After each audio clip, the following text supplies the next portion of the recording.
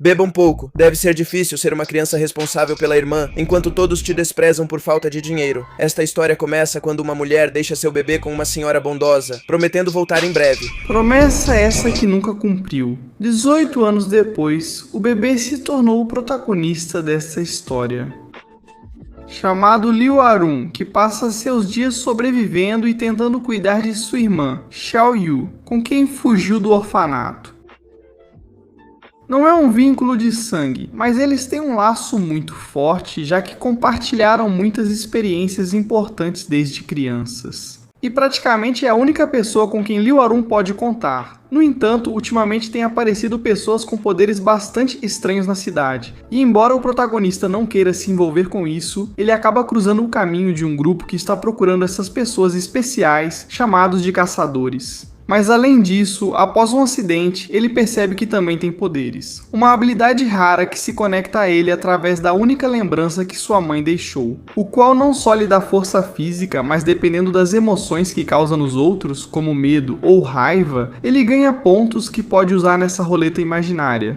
Roleta que lhe concede benefícios como, por exemplo, itens para recuperar vitalidade ou aumentar estatísticas. No entanto, logo ele se mete em problemas, pois encontra outra pessoa especial que tem causado estragos na cidade e está sendo procurada pelos caçadores que apareceram antes. Percebendo que algo está acontecendo na cidade, o protagonista continua ganhando pontos, já que aproveita para que os valentões da escola e alguns colegas passem a ter raiva dele. No entanto, ele também tem momentos bons, como por exemplo quando ajuda a salvar o professor. O fato é que ele continua melhorando força ou resistência como se fosse um jogo. Até mesmo quando sua irmã fica doente, ele lhe dá uma das recompensas da roleta e ela se cura instantaneamente. O que ele não esperava era que muitas pessoas agora descobrem seus poderes como se fosse um vírus. Por isso, na escola, os possíveis candidatos a adquirir habilidades são separados e organizados para uma aula extra. Essa aula é dirigida pelo grupo de caçadores conhecido como The D1. Entre os estudantes, obviamente, está o protagonista, que acaba fazendo amizade com um recém-transferido chamado Jian.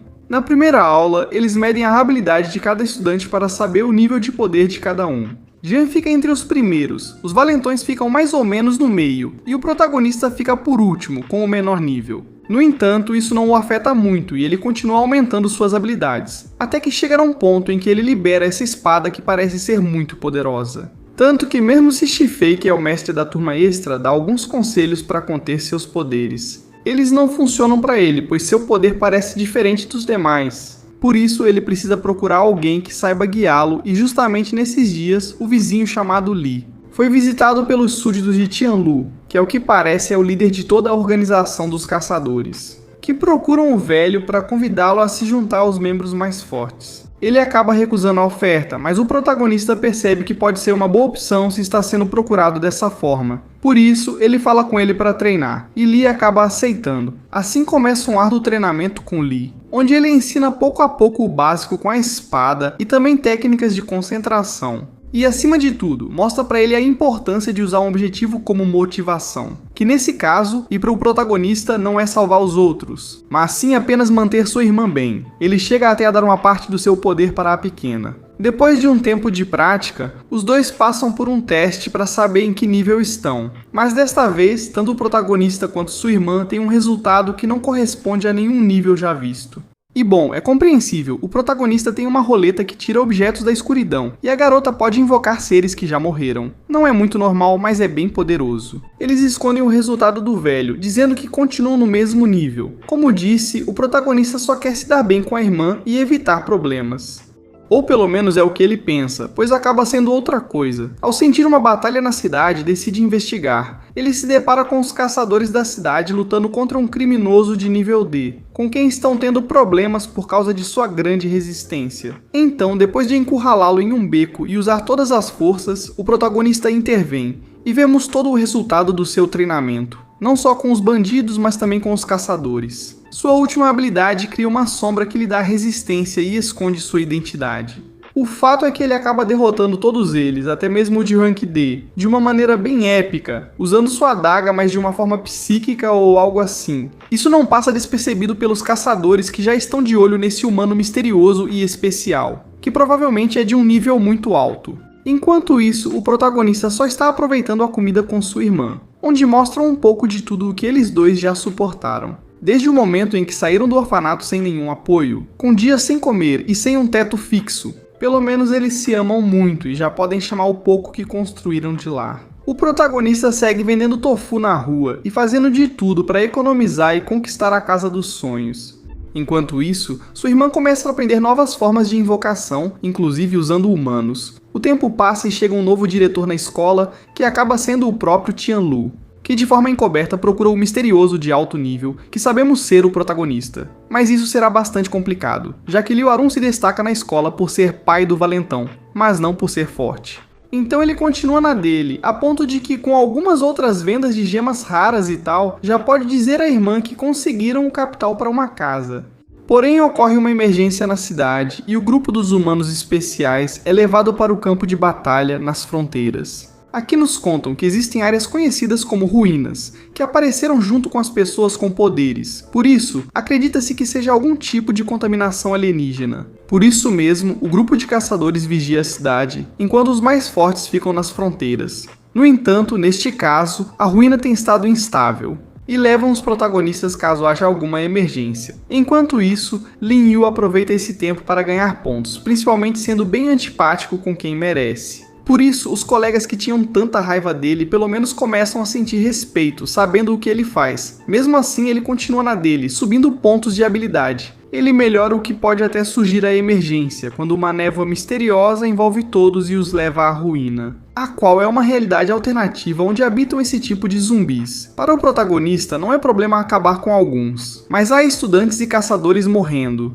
Por isso, Liu Arun ajuda quem pode, pelo menos até que ele encontre esse espião, já que havia rumores de infiltrados nas fileiras dos heróis, por isso ele decide segui-lo. No entanto, não demora para ele ter problemas, porque a tensão começa a crescer entre esses dois, e chega um ponto em que eles acabam lutando. E para surpresa, o protagonista acaba matando uma pessoa pela primeira vez. No entanto, isso não parece afetá-lo muito, já que em sua mente reencontrar sua irmã é a única coisa importante. Então ele continua explorando a área, em busca do objeto capaz de anular os efeitos da ruína. Por enquanto consegue comida, consegue uma arma, e em seu percurso, ele encontra alguns estudantes de outras escolas. Com eles, costuma agir de forma ruim para ganhar pontos, mas no final, sempre os recompensa com algo, pouco a pouco e à medida que avança. Ele encontra zumbis muito mais fortes e com armas melhores. No entanto, eles não parecem estar à altura do protagonista, que consegue derrotar todos eles facilmente, já que justamente a classe de humanos especiais está por essa área. Eles percebem a grande habilidade de Liu Arun, por isso se aliar a ele seria a melhor opção. Apesar de que ele era considerado fraco, agora sim eles o querem. Por isso mesmo, o protagonista continua com a mentalidade de que a única pessoa que vale a pena é sua irmã. Então ele continua tirando proveito de qualquer ação que faz, como por exemplo vender as armas dos estudantes que derrotou em troca de outras coisas. Mesmo estando nessa situação, isso a longo prazo é compreensível, levando em conta tudo o que ele sofreu quando era pequeno e tudo o que aguentou junto com sua irmã, vendo pessoas que nasceram em berço de ouro. No entanto, ele decide continuar acompanhando eles, já que houve muitas baixas. E ao que parece, o caminho até o centro da ruína será ainda mais complicado. No entanto, eles são emboscados por espíritos, que o protagonista rapidamente afugenta. Como sua espada de almas está fora de controle, ele parece uma besta para os espectros, e mesmo se salvando, acabam exaustos, enquanto Liu Arun lhes dá algumas frutas que tirou da roleta, para curá-los e continuarem o caminho, até chegarem a esse buraco que leva à última área da ruína, onde se reúnem todos os que sobreviveram, incluindo caçadores, estudantes e outros, e onde Kao, a garota mais dedicada, se destaca.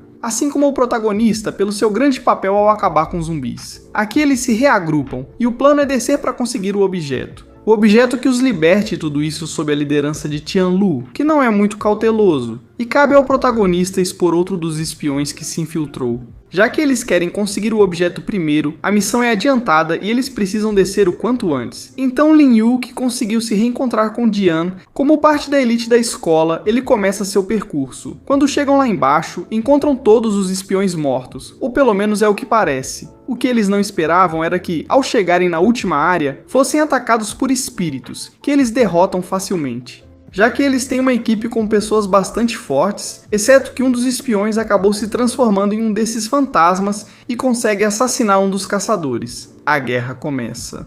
já que também aparece o líder de todos os espectros que começa um combate contra Qianlu, mostrando por que é o líder. Enquanto isso, o resto dos caçadores e estudantes cuidam dos espectros menores, onde há muitas baixas, mas conseguem eliminar grande parte da ameaça. Enquanto isso, o protagonista se infiltra e entra no castelo do líder. E mesmo encontrando os imponentes guardas de pedra, eles acabam simplesmente aterrorizados pelo poder que esse protagonista tem. Com o mesmo poder, ele consome a alma do espião que estava por aí solto. Então isso não acaba sendo um grande problema. Enquanto Cao e os outros começam a sentir a pressão dos mortos-vivos, e cada vez mais pessoas morrem, enquanto Qianlu continua na luta, pois eles acham que o objeto que os levará de volta à realidade é a lança do líder. Mas não é nada disso, porque o protagonista, em sua busca, encontra essa caixa misteriosa, que deixa o líder em alerta. Ele tenta impedir o protagonista de tocá-la porque isso acabaria com a ruína, mas não chega a tempo e Lin Yu consegue salvar mais pessoas. Assim, a ruína volta ao seu estado inativo e todos são enviados de volta à realidade. Aqui, todos comemoram por terem retornado. E finalmente o protagonista pode se reencontrar com sua irmã, que, embora estivesse brava, o que era compreensível, acaba mostrando o grande medo que tem de perdê-lo. Isso faz o protagonista se lembrar de que sua única motivação sempre será ela. Mas é claro, ele acaba com algumas amizades, como Jian ou Cao. Por enquanto, a situação do protagonista melhora muito, pois agora ele tem sua casa e foi quem mais se destacou no evento. E mesmo que ele queira continuar provocando a raiva dos outros, agora ele tem o respeito não só dos mais jovens, mas também de grande parte dos caçadores de nível mais alto. Embora pro cara só baste poder compartilhar momentos com sua irmã e vê-la feliz. Agora ele fica com uma relíquia poderosa e com mais força do que ele mesmo imagina. Pois é assim que termina essa história. Este é um donghua bastante recomendado. Não tem a melhor trama, porque realmente não tem, mas as cenas são divertidas, especialmente as batalhas. Então, se quiserem aproveitar os detalhes que eu omiti neste vídeo, podem assistir a série completa. Da minha parte é só isso. Eu realmente aprecio qualquer comentário sobre qualquer coisa. Sempre leio seus comentários. Como meu pai disse, eu abandono vocês. Me sigam no Instagram, no Twitter. Ou pelo menos me deixe um som